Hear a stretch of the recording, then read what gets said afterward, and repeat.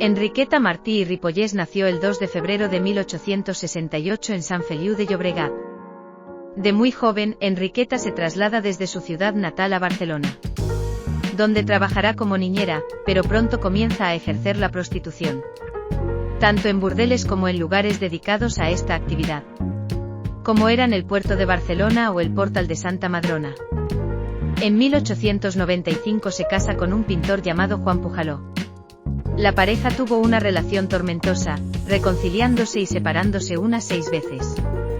Según Pujaló, su matrimonio fracasó por la afición de Enriqueta por los hombres, su carácter extraño, falso, impredecible y sus continuas visitas a casas de mala vida. A pesar de estar casada, no dejó de frecuentar los ambientes de prostitución ni el mundo de la gente de mal vivir. Se separaron y nunca tuvieron hijos. Enriqueta llevaba una doble vida. Durante el día mendigaba y pedía en casas de caridad, conventos y parroquias vistiendo harapos, mientras que de noche se vestía con ropas lujosas, sombreros y pelucas, y se hacía ver en el Teatro del Liceo, el Casino de la Arrabassada y otros lugares donde acudía la clase acomodada de Barcelona. Es probable que en estos lugares ofreciera sus servicios como proxeneta especializada en niños. En 1909 fue detenida en su piso de la calle Minerva de Barcelona acusada de regentar un burdel donde se ofrecían servicios sexuales de niños de entre 3 y 14 años. Junto a ella, fue detenido un joven de una familia de alta posición social. Gracias a sus contactos con altas personalidades barcelonesas que contrataban sus servicios como proxeneta infantil, Enriqueta nunca tuvo un juicio por el asunto del burdel y el proceso se perdió en el olvido judicial y burocrático. Sin embargo, no tenía ninguna necesidad de mendigar, ya que además de su trabajo como proxeneta de niños, también ejercía la profesión de curandera, y su doble trabajo le daba suficiente dinero para vivir sin problemas. Enriqueta ofrecía sus ungüentos, pomadas, filtros, cataplasmas y pociones, especialmente para curar la tuberculosis, tan temida en aquella época, y todo tipo de enfermedades que no tenían cura en la medicina tradicional. Gente de clase alta pagaba grandes sumas de dinero por estos remedios. Supuestamente los productos que utilizaba para fabricar sus remedios estaban compuestos por restos humanos de los niños que secuestraba y prostituía. De esos niños lo aprovechaba casi todo: la grasa, la sangre, los cabellos, los huesos, que normalmente transformaba en polvo. Por esta razón no tenía problemas para deshacerse de los cuerpos de sus víctimas. El 10 de febrero de 1912 secuestró a Teresita Guitart Congost. Durante 2 semanas todo el mundo la buscó y en esta ocasión hubo una gran indignación popular, ya que se demostraba que el temor de la población por los secuestros infantiles era fundado y que las autoridades habían sido extremadamente pasivas con este tema.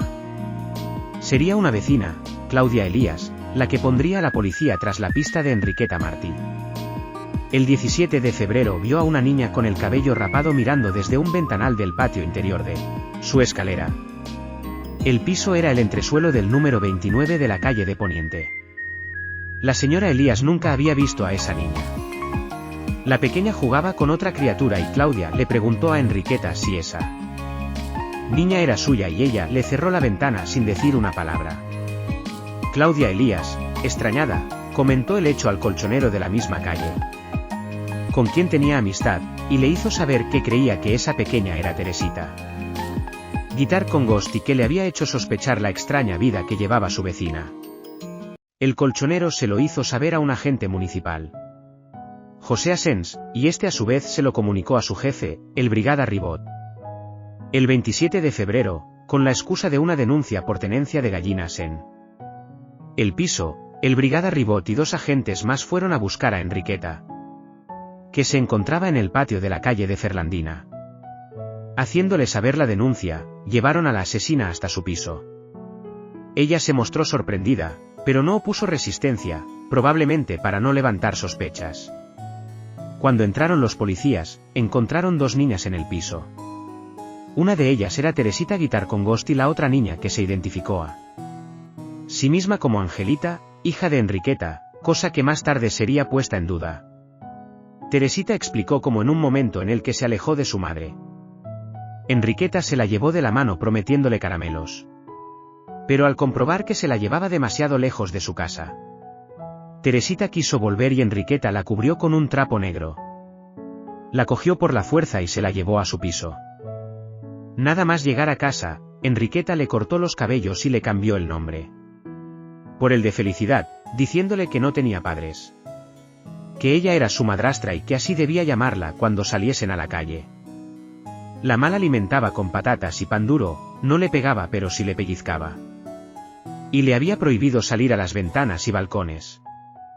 Declaró también que la solía dejar a solas con Angelita y que un día se aventuraron a mirar en las habitaciones en las que Enriqueta les tenía prohibido entrar.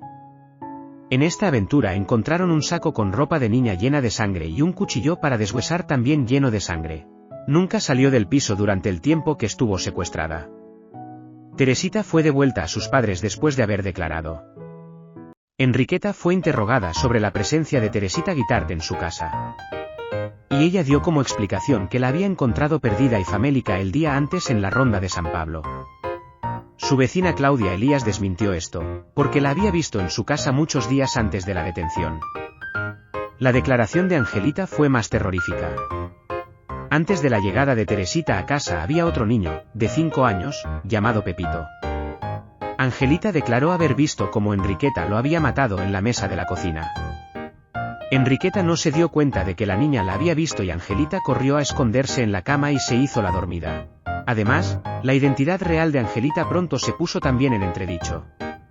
La niña no sabía sus apellidos, y decía ser hija de Enriqueta y que su padre se llamaba Juan, pero que nunca le había visto. La secuestradora sostenía que Angelita era hija suya. Pero algunas vaguedades e incongruencias de las primeras declaraciones de Enriqueta les hicieron sospechar. Enriqueta cambiaba su primer apellido, Martí, por Marina. Durante las declaraciones a la policía confesó su auténtico apellido, hecho que fue corroborado por el testimonio de su marido Juan Pújalo. Con este apellido se hacía conocer y alquilaba los pisos, de los que casi siempre la echaban por no pagar el alquiler. El marido de Enriqueta se personó ante el juez por voluntad propia para saber sobre la detención de su esposa y declaró que hacía 5 años que no vivía con ella, que no había tenido hijos y que no sabía de dónde había salido la pequeña Angelita. Pújalo además declaró que Enriqueta ya le había mentido en el pasado con un falso embarazo y un falso parto. Un examen médico corroboró que Enriqueta no había parido nunca. Al final Enriqueta confesó que cuando había asistido a su cuñada María Pújalo, le había mentido haciéndole creer que la criatura había muerto al nacer para quedarse con ella. Testimonios y acusaciones de asesinato. En una segunda inspección del piso se encontró el saco del que hablaban las niñas, con ropa de niños llena de sangre y el cuchillo. También encontraron otro saco con ropa sucia que en el fondo tenía huesos humanos. De pequeñas dimensiones, al menos una treintena. Los huesos tenían marcas de haber estado expuestos al fuego. Encontraron también un salón suntuosamente decorado con un armario con bonitos vestidos de niño y niña. Este salón contrastaba con el resto del piso, que era de una gran austeridad y pobreza, y donde olía mal. En otra habitación cerrada con llave encontraron el horror que escondía Enriqueta Martí. En ella había unas 50 jarras, botes y palanganas con restos humanos. En conservación, grasa hecha manteca, sangre coagulada. Cabellos humanos, esqueletos de manos, polvo de hueso, etc. También botes con las pociones, pomadas y ungüentos ya preparados para su venta. En lo referente a Pepito, se le preguntó por su paradero y ella dijo que ya no estaba con ella, que se lo había llevado al campo porque se había puesto enfermo. Repetía la excusa que le había dado a la vecina. La señora Claudia Elías, cuando ésta le preguntó por el niño, extrañada de no verlo ni escucharlo. Pepito había llegado a sus manos, según ella, porque una familia le había confiado al niño para que se hiciera cargo de él. Sabían de la existencia del pequeño tanto por el testimonio de Angelita como el de la vecina Claudia Elías, que lo había visto en alguna ocasión. El testimonio de su asesinato, explicado por Angelita. Más las pruebas de la ropa encontrada en un saco. El cuchillo y algunos restos de grasa fresca. Sangre y huesos hicieron añicos la excusa de la asesina.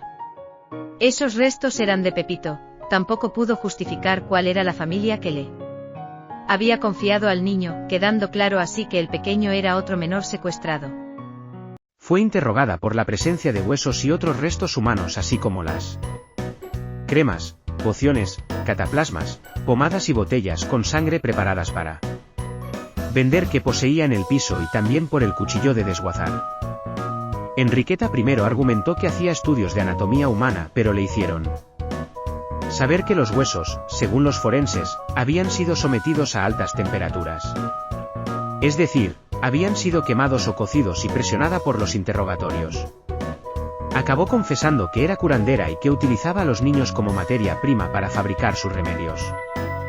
Decía ser una experta y saber confeccionar los mejores remedios, y que sus preparados eran muy bien pagados por la gente adinerada y de buena posición social. En un momento de debilidad fue cuando sugirió que investigaran las viviendas de las calles Talleres, Picalqués, Juegos Florales y su casa de Sant Feliu de Llobregat.